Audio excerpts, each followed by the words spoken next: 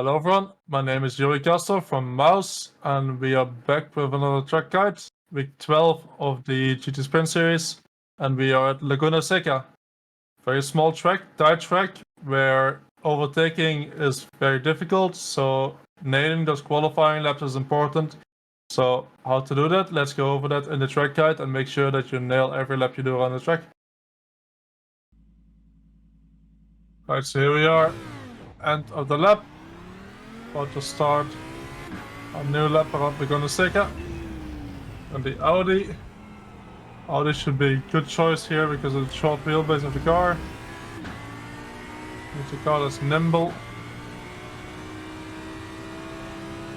To the outside, brake at about the 3 marker that is.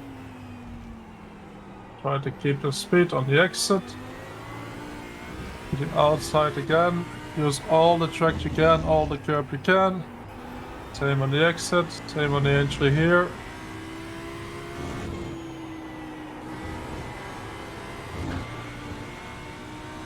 Brake at about the 2 here. Keep the speed going up the hill. Again, all the track you can use.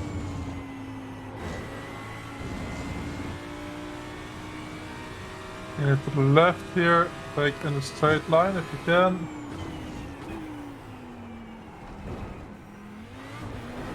Very tricky course through.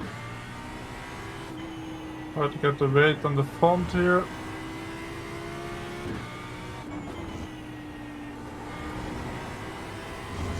And try to set up a good exit from here.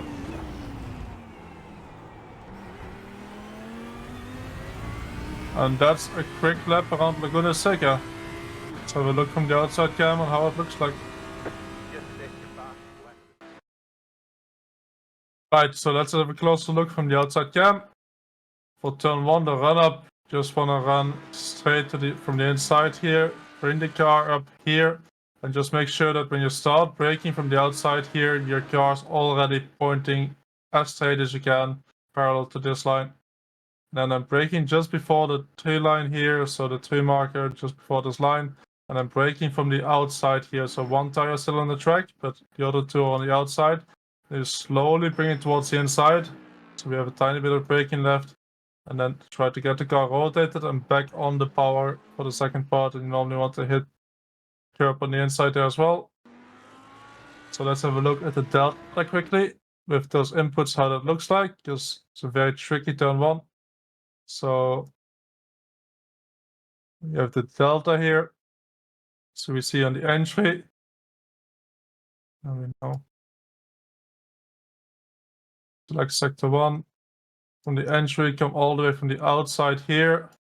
Want to make sure that coming from the outside, braking to the apex and use a double apex.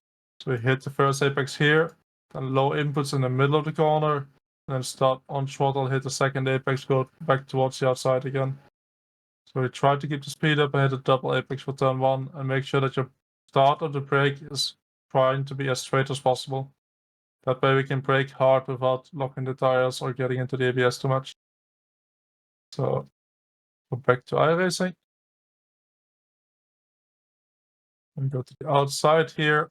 And you want to brake around the 2 marker from the outside and make sure again that your car is as close to the gravel on the left side here on the entry as you can.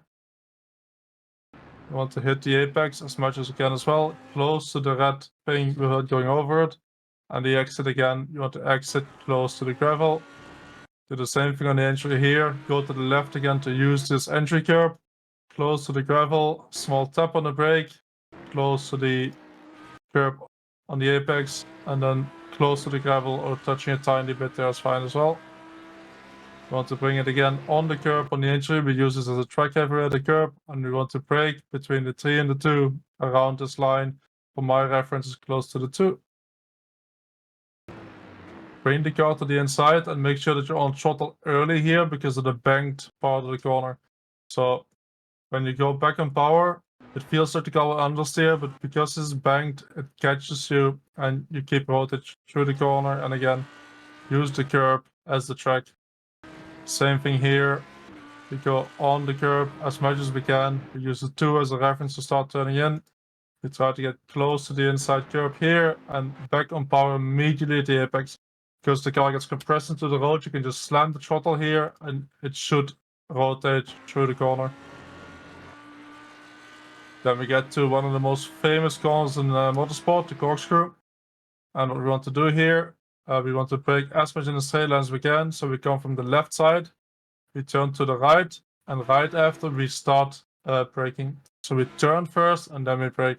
That way we can brake as much in the straight line as we can. And I've started to brake just before I hit the curb on the right side. And again, I go straight. I don't follow the right side. I just brake straight.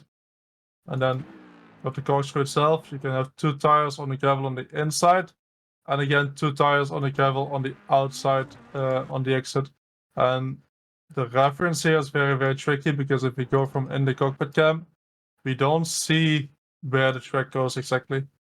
And it's very hard to aim for where exactly to go. To start out, what I would recommend when you start practice is try to aim for a spot between this tree in the middle and this fence. That's only to start out.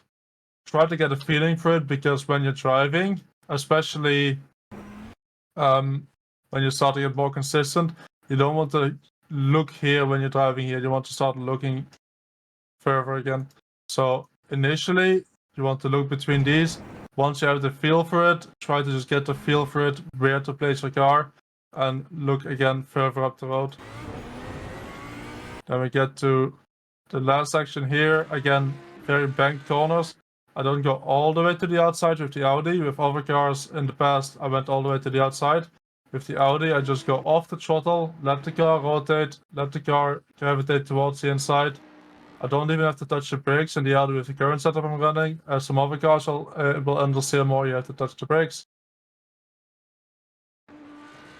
Again, open up corner here to left side, close to the red inside curb. Early on power again because we have a banked corner.